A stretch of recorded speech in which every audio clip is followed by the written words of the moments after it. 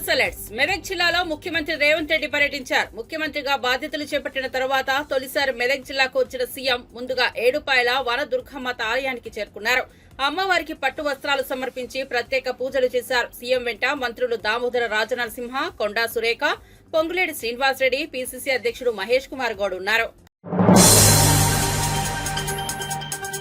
Christmas పండుగ వేళ తెలుగు రాష్ట్రంలోని క్రైస్తవులకు సీఎం రేవంత్ రెడ్డి శుభవార్తను అందించారు. క్రిస్మస్ సందర్భంగా సీఎం మెదక్ జిల్లాలో ప్రసిద్ధి చెందిన చర్చికి వెళ్లారు. చర్చిలో ప్రార్థనలు చేసిన అనంతరం సీఎం రేవంత్ రెడ్డి మాట్లాడుతూ తెలంగాణ ప్రభుత్వం క్రైస్తవులకు అన్ని విధాలుగా అండగా ఉంటుందని చెప్పుకొచ్చారు. అలాగే కాంగ్రెస్ ప్రభుత్వం ప్రతిష్టాత్మకంగా నిర్మిస్తున్న ఇందిరమ్మ ఇండ్లను దళిత, గిరిజన, క్రైస్తవులకు అత్యధికంగా ఇవ్వడానికి రాష్ట్ర ప్రభుత్వం ప్రయత్నం చేస్తోందని ఈ సందర్భంగా సీఎం రేవంత్ రెడ్డి చెప్పుకొచ్చారు. ఈ కార్యక్రమంలో సీఎంతో పాటు మంత్రి దామోదర రాజనరసింహ, పీసీసీ చీఫ్ మహేష్ కుమార్ గౌడ్, స్థానిక ఎమ్మెల్యే రోహిత్ రావు పాల్గొన్నారు. అంతకుముందు పలు అభివృద్ధి కార్యక్రమాలను సీఎం ప్రారంభించారు. ముఖ్యమంత్రి హోదాలో ఈ చర్చకు తప్పకుండా వస్తాను అని ఆనాడు భక్తులకు మాట ఇచ్చిన ఈరోజు చర్చ్ నిర్మాణం 100 సంవత్సరాలు పూర్తి చేసుకున్న సందర్భం. అదేవిధంగా క్రిస్మస్ పండుగ కూడా భక్తులందరి సమక్షంలో నిర్వహించుకోవాలని ఈరోజు ఇక్కడికి ప్రాంగణంకి రావడం జరిగింది. చాలా సంతోషదాయకమైన పండగ. మీ అందరినీ కలిసినందుకు నాకు చాలా సంతోషం కలిగింది.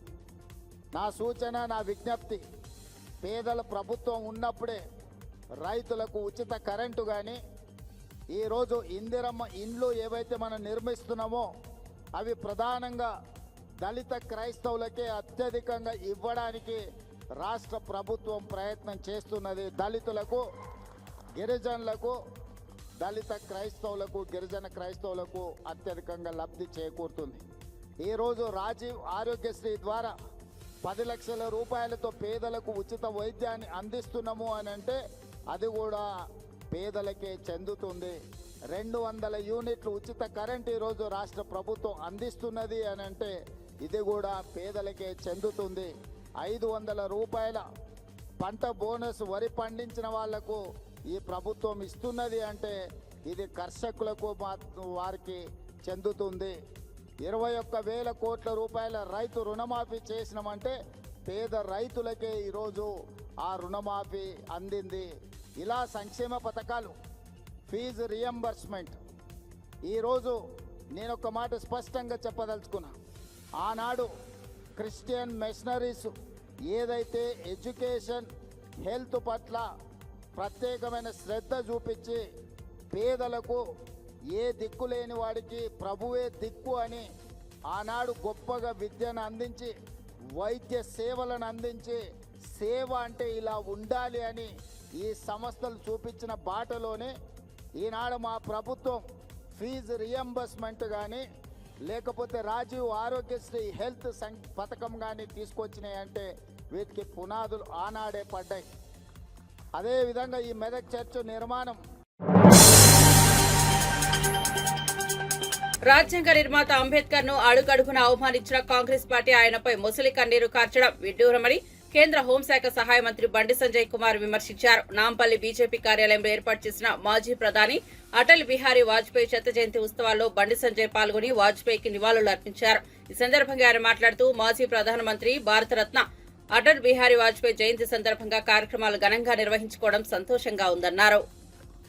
దేశం యొక్క శక్తిని, సామర్థ్యాలను అభివృద్ధి విషయంలో కూడా ఒక స్ఫూర్తిదాయకమైన పాత్ర పోషించి రాబోయే తరాలను కూడా ఆలోచించే విధంగా చేసినటువంటి ఒక గొప్ప వ్యక్తి అటల్ బిహారీ వాజ్పేయి గారు. కాబట్టి పోఖ్రాన్ అణుపరీక్ష విషయంలో కానీ, అభివృద్ధి విషయంలో, చతుర్భుజి హైవేస్ విషయంలో, అన్ని విషయాల్లో కానీ, గ్రామీణ సడక్ యోజన ఈరోజు గ్రామాలకు రోడ్ల సౌకర్యం కల్పించిందంటే అటల్ బిహారీ వాజ్పేయి గారు చూడండి. కాబట్టి పదవులకు ఆశపడకుండా ఇవాళ ఆ పరిస్థితుల్లో ఏఐటీఎంకే జయలలిత గారు మద్దతు ఉపసంహరించుకున్నప్పుడు కూడా ఇతర పార్టీల నాయకులు భారతీయ జనతా పార్టీకి వచ్చి మద్దతు తెలిపే ప్రయత్నం చేస్తున్నప్పుడు కూడా దాన్ని కాదని వాళ్ళ ప్రజల వద్దకే వెళ్తా అని చెప్పి తిరిగి ప్రజా తీర్పు కోరి అధికారంలోకి వచ్చినటువంటి గొప్ప మహనీయుడు అటల్ బిహారీ వాజ్పేయి గారు. కాబట్టి అప్పటి నుంచి ఇప్పటి వరకు కూడా వారిని స్ఫూర్తిగా తీసుకొని మనం ముందు పోతున్నాం. డాక్టర్ శ్యామా ప్రసాద్ ముఖర్జీ, పండిత్ దీన్ దయాళ్ ఉపాధ్యాయ లాంటి ఆ మహనీయుల యొక్క ఆలోచనకు అనుగుణంగా ప్రజాస్వామ్య ఫలాలు అట్టడుగు ప్రజలకు అందాలని చెప్పి ఒక లక్ష్యంతో వారైతే పిలుపునిచ్చారో దాన్ని తూచా తప్పకుండా అమలు చేసినటువంటి ఒక గొప్ప వ్యక్తి అటల్ బిహారీ వాజ్పేయి గారు.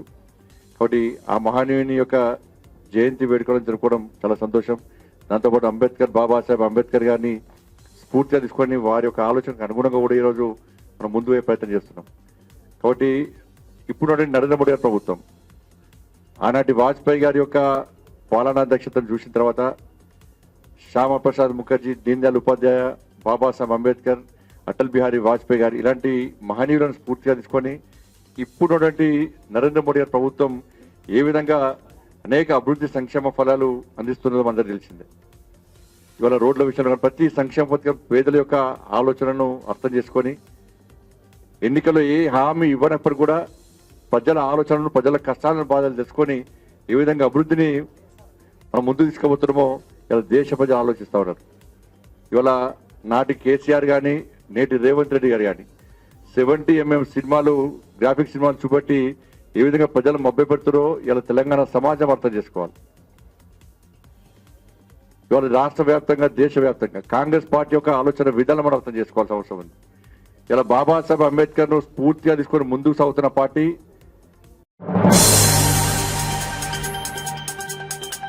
క్రిస్మస్ సందర్భంగా బీఆర్ఎస్ ఎమ్మెల్సీ కవిత మాజీ ఎమ్మెల్యే పద్మా దేవేందర్ రెడ్డితో కలిసి మెదక్ పట్టణంలోని ప్రముఖ చర్చిని సందర్శించారు.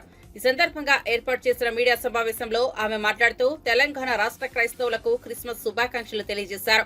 అనంతరం ఆమె మాట్లాడుతూ మెదక్ పట్టణం ఎన్నో కష్టాలను ఎదుర్కొని నిలబడి అభివృద్ధి వైపు అడుగులు వేసిందని, ఈ క్రమంలోనే బీఆర్ఎస్ ప్రభుత్వ హయాంలో మెదక్ జిల్లాకు అన్ని రకాలుగా నీటిని అందించే విధంగా ప్రణాళికలు రూపొందించామని, ఈ క్రమంలోనే కాళేశ్వరం నుంచి రామాయణపేట్ కెనాల్ను పూర్తి చేసి నీటిని అందించాలని నిర్ణయించామని, ఈ క్రమంలో ప్రభుత్వం మారింది కానీ అధికారంలోకి వచ్చిన కాంగ్రెస్ పార్టీ రామాయణపేట్ కెనాల్ నిర్మాణాన్ని నిలిపివేసిందని, కాంగ్రెస్ ప్రభుత్వం ఈ ప్రాజెక్టును కొనసాగించాలని సీఎంకు ఎమ్మెల్సీ కవిత విజ్ఞప్తి చేశారు.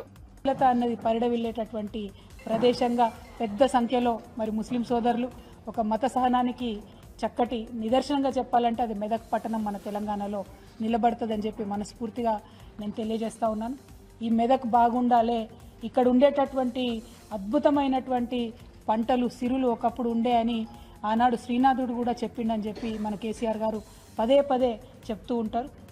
మరి మెదక్ మళ్ళా అట్లా పచ్చబడాలి, మంచిగా పంటలతోని ఉండాలి, సిరుల రాసులు ఇక్కడ పొంగాలనేటటువంటి కళతోని మరి ఇక్కడ అంతకుముందు సింగూరు నుంచి నీళ్లు హైదరాబాద్ పోతుండే, ఇక్కడ ఉండేటటువంటి గణపురం ఆయకట్లో రైతులకు నీళ్లు రానటువంటి పరిస్థితి ఉండే. కానీ తెలంగాణ ఏర్పడ్డ తర్వాత కేసీఆర్ గారు పట్టుబట్టి మరి గోదావరి జలాలతోని సింగూరుని నింపి తద్వారా గణపురం ఆయకట్టునంతా కూడా పరిరక్షించి మరి ఇక్కడ నిజంగానే సిరులు పండేటట్టుగా మనం చేసుకున్నాం. అక్కడితో ఆగిపోకుండా మరి మెదక్ జిల్లాలో ఉండేటటువంటి ప్రతి ఒక్క మండల కేంద్రంలో, ప్రతి ఒక్క గ్రామంలో ఉండేటటువంటి చెరువుల్ని పూడికలు తీసుకున్నాం. పూడికలు తీసుకున్నటువంటి వాటన్నిటినీ కూడా మరి కాలువలతో అనుసంధానం చేసి తప్పకుండా 365 రోజులు చెర్లలో నీళ్లు ఉండాలనేటటువంటి కళ కేసీఆర్ గారికి ఉన్నది. దానికోసమే కాళేశ్వరం నుండి ఇక్కడికి నీళ్లు తెచ్చుకోవాలని అనుకున్నాం. ఆ పనులు సగంలోనే ఇప్పుడు వచ్చినటువంటి ప్రభుత్వం ఆపడం అన్నది నిజంగా దారుణం. కాళేశ్వరం ప్యాకేజ్ 19 కింద మరి మొత్తం కూడా యావత్ మెదక్ జిల్లా సస్యశ్యామలం అయ్యేటటువంటి ఆస్కారం ఉన్నది. కానీ కేసీఆర్ గారి మీద కోపంతో మెదక్ ప్రజల మీద తీర్చుకుంటే ఏమొస్తుందని చెప్పి ఈ ప్రభుత్వాన్ని మేము ప్రశ్నిస్తూ ఉన్నాం. తప్పకుండా కాళేశ్వరం నీళ్లు సింగూరు ద్వారా ప్లస్ అదేవిధంగా ప్రతి చెరువుకి, ప్రతి మండలానికి ఏదైతే అనుసంధానం చేసుకోవడానికి రామాయణపేట్ కెనాల్ని మనం నిర్మించుకుంటా ఉన్నామో దాన్ని కొనసాగించవలసిందిగా ఈ ప్రభుత్వాన్ని మెదక్ ప్రజల తరఫున నేను రిక్వెస్ట్ చేస్తూ ఉన్నాను. ప్రభుత్వాలు అనేటటువంటిది కంటిన్యూస్ ప్రాసెస్ ఉండాలి. ఒక పార్టీ పోయి ఇంకో పార్టీ అధికారంలోకి రావచ్చు, కానీ గవర్నెన్స్ అనేది కంటిన్యూస్గా కొనసాగాలి. ప్రజల కోసం చేపట్టినటువంటి ఈ పథకాలను ఆపవద్దు అని చెప్పి మేము గౌరవ ముఖ్యమంత్రి గారికి విజ్ఞప్తి చేస్తూ ఉన్నాం. ఎందుకంటే ఇది ఇబ్బంది పడ్డటువంటి నేల, కష్టాలు పడ్డటువంటి నేల, చాలా కరువును చూసినటువంటి ప్రాంతం. ఆ కరువునంతా కూడా తరిమేసే విధంగా సంధ్యా థియేటర్ తొక్కిసలాట ఘటనలో మృతి చెందిన రేవతి కుటుంబానికి అల్లు అర్జున్ తో పాటు నిర్మాతలు, డైరెక్టర్ భారీ పరిహారాన్ని ప్రకటించారు. ఈ మేరకు పుష్ప 2 హీరో అల్లు అర్జున్ కోటి, డైరెక్టర్ సుకుమార్ 50 లక్షలు, చిత్ర నిర్మాతలు 50 లక్షలు కలిపి మొత్తం 2 కోట్ల చెక్కులను ఎఫ్డీసీ చైర్మన్ దిల్ రాజు, అల్లు అరవింద్ కలిసి కిమ్స్ ఆసుపత్రిలో రేవతి భర్తకు అందజేశారు. అనంతరం ఐసీయూలో చికిత్స పొందుతున్న శ్రీతేజ్ ను అల్లు అరవింద్ పరామర్శించారు. ఈ సందర్భంగా ఆయన మాట్లాడుతూ శ్రీతేజ్ నెమ్మదిగా కోలుకుంటున్నాడని తెలిపారు. గత 72 గంటలుగా అతడు వెంటిలేటర్ లేకుండా చికిత్స పొందుతున్నారని పేర్కొన్నారు. త్వరలోనే అతడు పూర్తి స్థాయిలో కోలుకోవాలని ఆశిస్తున్నానని అల్లు అరవింద్ అన్నారు. అల్లు అర్జున్ తరపు నుంచి ₹1 నిర్మాతలు శ్రీ రవి గారు, నవీన్ గారు కలిపి ఒక 50 లక్షలు మైత్రి తరపున, ఇంకొక 50 లక్షలు సుకుమార్ గారు ఆయనే వచ్చి ఉండాలి, వారి అన్నయ్య గారు అబ్బాయి అశోక్ వచ్చున్నారు. సుకుమార్ గారు విదేశాల్లో ఉన్నారు, ఆయన రాలేకపోయారు. ఇదంతా కలిపి ₹2 కోట్ల కుటుంబానికి అప్పచెప్పమని చెప్పి మన ఎఫ్డిసి చైర్మన్ రాజు గారిని రిక్వెస్ట్ చేస్తూ ఆ డబ్బుని వారికి రాజుగారికి అందజేసి వారి కుటుంబానికి అందజేయమని చెప్తున్నాను. నేనే ప్రత్యేకంగా అందజేయొచ్చు అనేది ఏదన్నా అనిపిస్తే అది లీగల్గా ఇలాగే చేయమన్నారు. ప్రభుత్వ ప్రతినిధి అయిన ఎఫ్డిసి చైర్మన్ రాజు గారి ద్వారా ఇప్పిస్తే మంచిదని మా లీగల్ డిపార్ట్మెంట్ చెప్పారు. ఇది ₹1 ఇది ₹50 లక్షల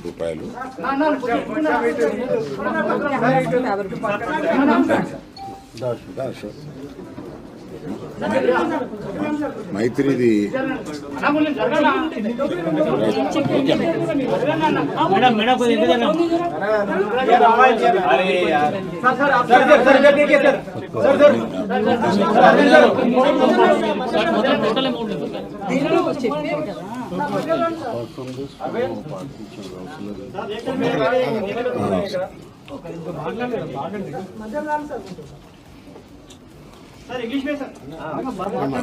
నేషనల్ మీడియా ఉందా ఇక్కడ? I'll speak again in English. Namaste to everyone attended here and whoever is seeing it. So, in the unfortunate incident, other than losing mother, this boy Teja has been recovering in the hospital. We are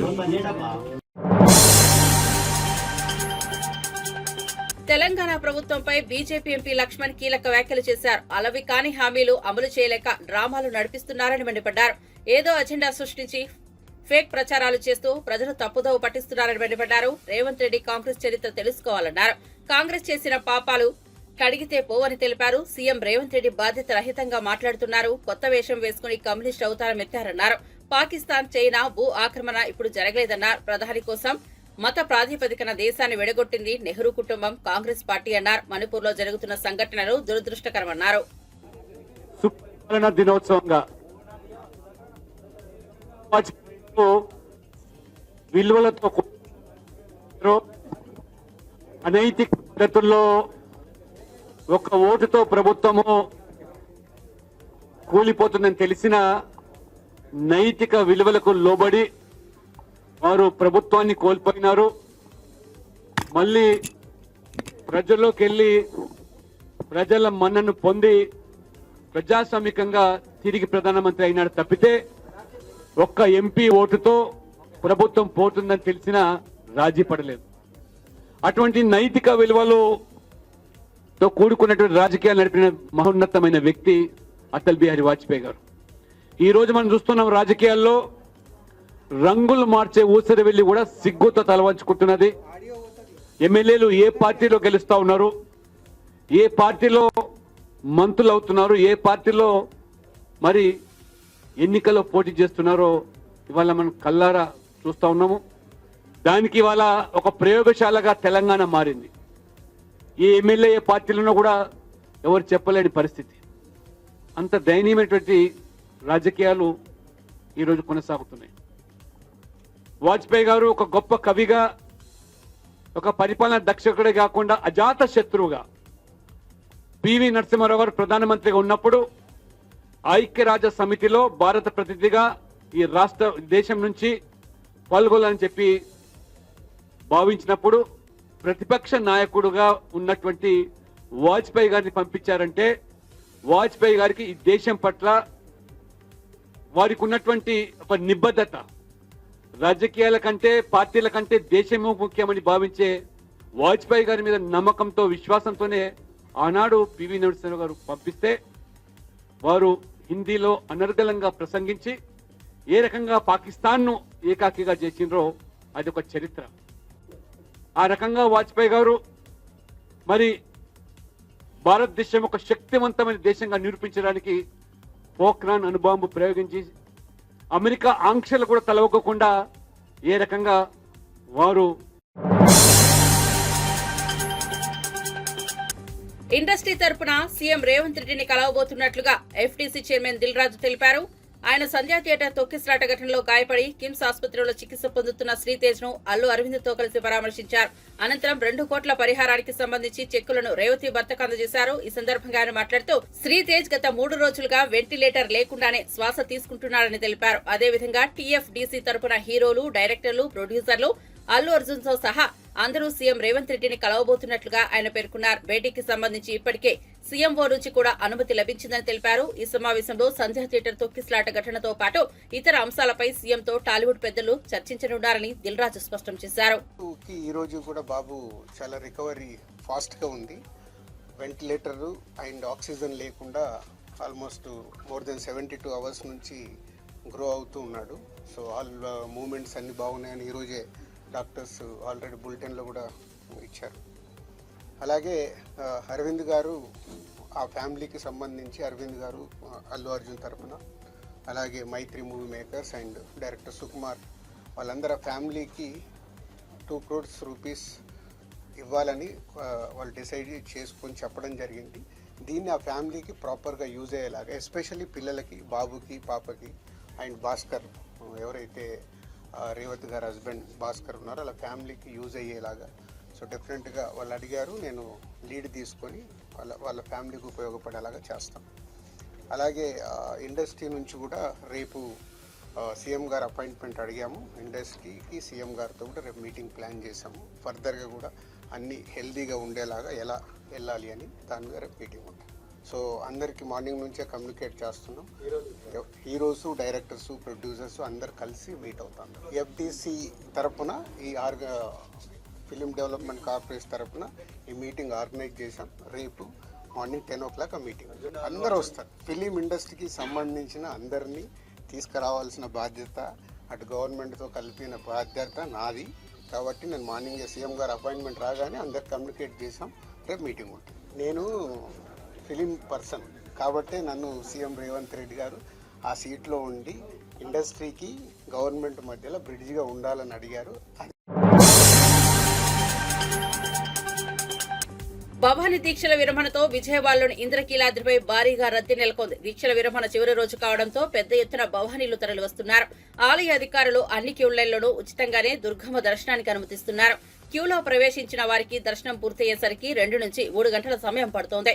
జగన్మాత నామస్మరణలతో ఇంద్రకీలాద్రి ప్రతిధ్వనిస్తోంది.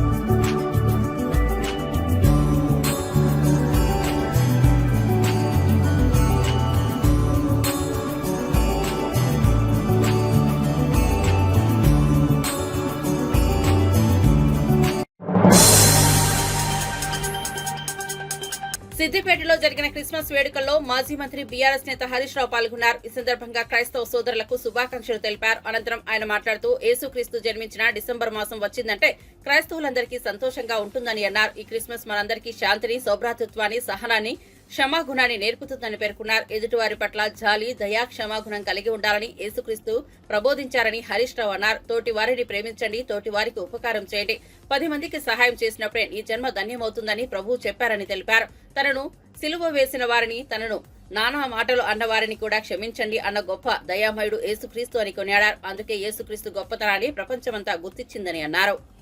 ఖురాన్లోనైనా మన బైబిల్లోనైనా చెప్పింది అందరూ సమానమనే చెప్పారు. దాన్ని మనం పాటించాలి. కొన్ని శక్తులు, కొందరు వ్యక్తులు మతాల మధ్య, కులాల మధ్య చిచ్చు పెట్టి మనం విభజించి పాటించాలని చూస్తారు. కానీ మనందరం ఒకటే. భారత రాజ్యాంగం బాబాసాహెబ్ అంబేద్కర్ గారు మనందరికీ సమానమైన హక్కులు కల్పించారు. Every citizen of India has equal rights. అది నువ్వు హిందూ అయినా, క్రైస్తవులైనా, ముస్లిం మైనార్టీలైనా అందరికీ సమాన హక్కులు కల్పించింది భారత రాజ్యాంగం. కానీ దురదృష్టవశాత్తు కొందరు దీన్ని తప్పుతో పట్టించడం. కానీ మనం విజ్ఞులైనటువంటి మనం అందరం ఒకటిగా ఉండాలి. అందరం ఒకటిగా ఉండి ఈ దేశ అభివృద్ధి కోసం, మన తెలంగాణ రాష్ట్ర అభివృద్ధి కోసం అందరము కలిసి ముందుకు సాగాలి. మన అభివృద్ధిలోనే, మనందరి అభివృద్ధిలోనే ఈ రాష్ట్ర అభివృద్ధి, దేశ అభివృద్ధి ఉంది. దేశ అభివృద్ధిలో మనందరి అభివృద్ధి కూడా ఉంటుంది. Let us all unite, let us all work for the progress of this country and progress of the state and progress of every citizen of this country. So అందరం కలిసి చక్కగా ముందుకు పోదాం. ఇది ఈసారి ఎవరు బాగా పాడారు పాట? School children, Sunday school children please come. Every year Sunday school children కు నా తరఫున ఒక చిన్న గిఫ్ట్ ఇస్తా ఉంటాం. ఈసారి వాళ్ళు కూడా వచ్చి ఆ గిఫ్ట్ అందుకోవాల్సిందిగా సండే స్కూల్ చిల్డ్రన్ ను నేను ఆహ్వానిస్తాను. హ్యాపీ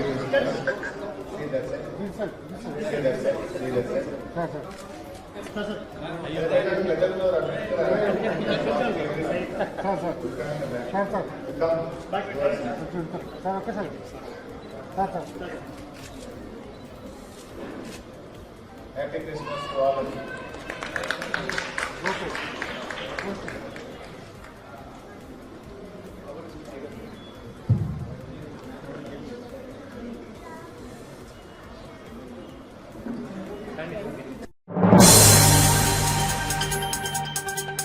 ప్రజాస్వామ్యంపై మాట్లాడే హక్కు కాంగ్రెస్ కు లేదని కేంద్ర మంత్రి కిషన్ రెడ్డి విమర్శించారు. అంబేద్కర్ బతికినన్ని రోజులు ఆయన్ను కాంగ్రెస్ అవమానించిందని అన్నారు. హైదరాబాద్ లోని బీజేపీ కార్యాలయంలో వాజ్పేయి శత జయంతి వేడుకలు ఘనంగా నిర్వహించారు. ఈ సందర్భంగా కేంద్ర మంత్రి కిషన్ రెడ్డి మాట్లాడుతూ ఎన్నికల్లో పోటీ చేసిన అంబేద్కర్ ను కాంగ్రెస్ ఓడించిందని తెలిపారు. మంత్రిగా ఉన్న అంబేద్కర్ తో నెహ్రూ రాజీనామా చేయించారని పేర్కొన్నారు. 1954 నుంచి 88 వరకు నెహ్రూ, ఇందిరాగాంధీ సహా 21 మంది కాంగ్రెస్ భారతరత్న ఇచ్చిందని, కానీ అంబేద్కర్ ను ఎందుకు విస్మరించిందో సమాధానం చెప్పాలని కిషన్ రెడ్డి డిమాండ్ చేశారు. పార్లమెంట్ సెంటర్ హాల్లో అంబేద్కర్ ఫోటో కూడా ఎందుకు పెట్టలేదని ప్రశ్నించారు. ముఖ్యంగా యువకులకు వాజ్పేయి గారి జీవితము ఎంతో ఆదర్శమైనటువంటి జీవితం. వారు మరి జనసంఘలో ఉన్నప్పుడు కానీ నవయువ సామ్రాట్గా, యువ హృదయ సామ్రాట్గా ఆయన పేరు తెచ్చుకున్నారు దేశంలో. వాజ్పేయి గారు మీటింగ్ పెడుతున్నారంటే బస్సులు లేకపోతే వెహికల్స్ పెట్టాల్సిన అవసరం లేదు. వేలాది మంది ప్రజలు స్వచ్ఛందంగా వాజ్పేయి గారు ఉపన్యాసం వినడం కోసం దేశంలో ఏ మూలకెళ్ళినా కూడా వచ్చేటువంటి వాళ్ళు. అటువంటి గొప్ప నాయకుడు, ఆదర్శమైనటువంటి వ్యక్తిత్వం కలిగినటువంటి నాయకుడు అటల్ బిహారీ వాజ్పేయి గారు. మనకు తెలుసు వాజ్పేయి గారు ఈ దేశానికి ప్రజాస్వామ్యం ప్రమాదంలో ఉంది, శ్రీమతి ఇందిరాగాంధీ గారు పూర్తిగా నియంత్రిత ధోరణితో వ్యవహరిస్తున్నారన్నప్పుడు ఏ రకంగా జయప్రకాష్ నారాయణ నేతృత్వంలో మరి ఆ రోజు జనసంఘ్ కానీ ఇతర ప్రజా సంస్థలు కానీ కలిసి పనిచేశాయో మనకు తెలుసు. శ్రీమతి ఇందిరాగాంధీ ప్రజాస్వామ్యాన్ని కూని చేసి కాంగ్రెస్ పార్టీ పత్రికా స్వేచ్ఛను హరించివేసి ఈ దేశాన్ని అంతా కూడా ఒక జైలుగా మార్చి మరి లక్షలాది మందిని మీసా కింద జైల్లో పెట్టినప్పుడు మరి వాజ్పేయి గారు కూడా 18 నెలల పాటు జైల్లో ఉన్న విషయం మనం చేస్తా ఉన్నాను. అద్వానీ గారు కానీ, లేకపోతే మన రాష్ట్రంలో వి రామారావు గారు కానీ, దత్తాత్రేయ గారు కానీ, ఇంద్రసేన రెడ్డి గారు కానీ, బంగారు లక్ష్మణ్ గారు కానీ, డిఎస్పి రెడ్డి గారు కానీ, జూపుడి యజ్ఞనారాయణ గారు కానీ, ఈ రాష్ట్రంలో కూడా వేలాది మంది ఆ రోజు జనసంఘ్ సంబంధించినటువంటి నాయకులు, రాష్ట్రీయ స్వయం సేవకు సంబంధించినటువంటి నాయకులు, అఖిల భారతీయ విద్యార్థి పరిషత్ కార్యకర్తలు అనేక మంది జైల్లో ప్రజాస్వామ్యం కోసం ఏ రకంగా మరి శ్రీమతి ఇందిరాగాంధీ మీద పోరాటం చేసి జైలుకి వెళ్లారో మనకు తెలుసు. వాజ్పేయి గారి నాయకత్వంలో జనసంఘ్ను కూడా రద్దు చేసుకొని మరి ఆ రోజు జనతా పార్టీలో విలీనం చేశాం. ఈరోజు కాంగ్రెస్ పార్టీ వాళ్ళు మాట్లాడుతూ ఉన్నారు, ప్రజాస్వామ్యం గురించి మాట్లాడుతూ ఉన్నారు. ప్రజాస్వామ్యం గురించి మాట్లాడేటువంటి నైతిక హక్కు కాంగ్రెస్ పార్టీకి లేదు. ఈ దేశంలో పూర్తిగా బరి తెగించి కాంగ్రెస్ పార్టీ ఆ రోజు సంధ్యా థియేటర్ వద్ద జరిగిన తొక్కిసలాట ఘటనలో రేవతి అనే మహిళ ప్రాణాలు కోల్పోయింది. అదేవిధంగా ఆమె కుమారుడు శ్రీతేజ్ గత కొన్ని రోజులుగా కిమ్స్ ఆసుపత్రిలో వెంటిలేటర్ పై చికిత్స పొందుతున్నాడు. ఈ మేరకు బాధిత కుటుంబానికి హీరో అల్లు అర్జున్ తో సహా దర్శకుడు సుకుమార్, మైత్రి మూవీస్ నిర్మాతలు కలిపి 2 కోట్ల పరిహారం అందజేశారు. ఈ క్రమంలో ప్రముఖ కొరియోగ్రాఫర్ జానీ మాస్టర్ ఆసక్తికర వ్యాఖ్యలు చేశారు. ఐసీయూలో చికిత్స పొందుతున్న శ్రీతేజ్ త్వరగా కోలుకోవాలని ఆకాంక్షించారు. శ్రీతేజ్ ను చూడాలని అందరికీ ఆతృతగా ఉందని, కొన్ని పరిధుల వల్ల తాను ఆసుపత్రిలోకి వెళ్లలేకపోతున్నానని అన్నారు. తమ కొరియోగ్రాఫర్ సొసైటీ తరపున శ్రీతేజ్ కుటుంబానికి అండగా ఉంటామని హామీ ఇచ్చారు. ప్రస్తుతం తన కేసు కోర్టు పరిధిలో ఉందని, అందుకే ఎక్కువ మాట్లాడదలుచుకోలేదని జానీ మాస్టర్ అన్నారు.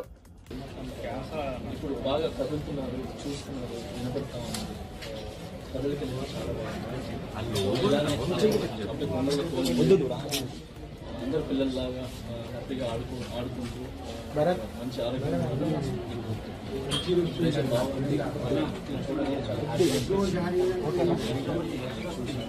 అలాగే వాళ్ళ ఫ్యామిలీకి మా సైడ్ నుంచి అండగా ఉంటాం.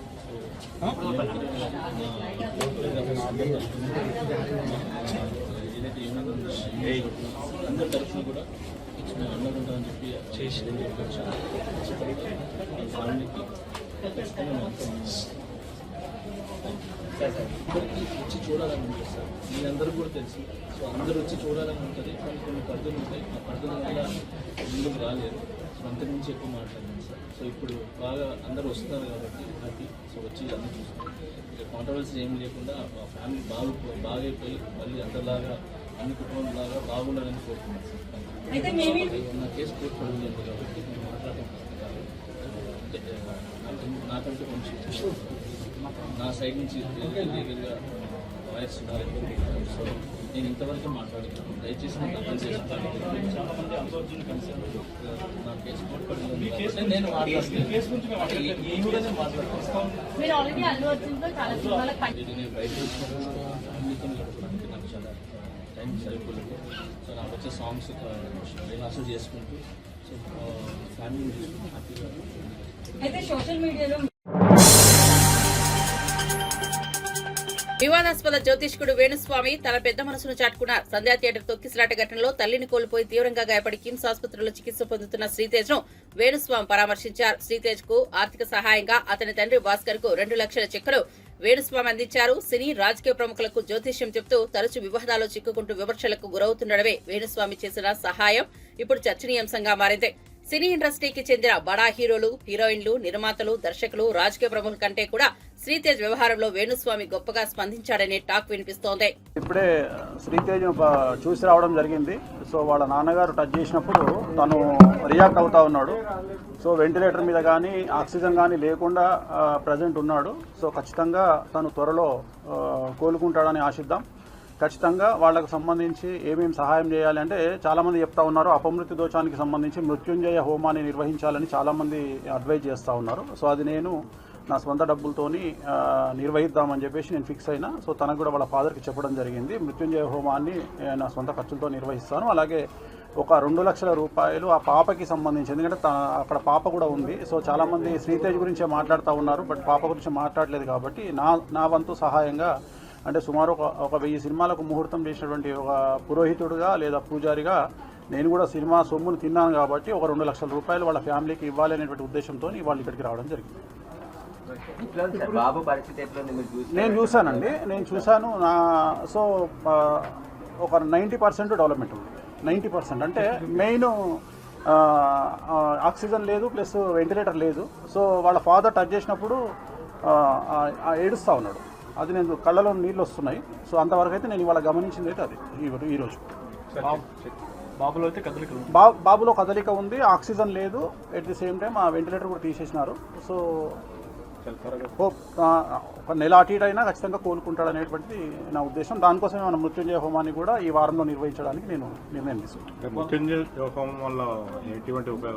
అదే ఎవరైతే అపమృత్యు దోషం అంటే దగ్గరగా ఉంటారో, క్రిటికల్ పొజిషన్లో ఉంటారో వాళ్ళు బయట పడడానికి నిర్వహించేటువంటిది మృత్యుంజయ హోమము. సో ఆ మృత్యుంజయ హోమాన్ని నిర్వహించాలి అనేటువంటిది నా సంకల్పం.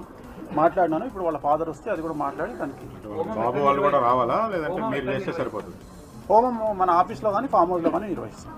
అంటే వాళ్ళ తరపున ఎవరో ఒకరు సంకల్పానికి రావాలి కదా, అందుకని 3 రోజులు ఉంటుంది. ఇప్పుడే ఇమీడియట్గా చేయాలి కదా, దానికి డేట్ చేయాలి. వాళ్ళ ఎవరన్నా ఒకళ్ళు వాళ్ళ తరపున సంకల్పం చెప్పడానికి రావాలి కదా, అందుకని.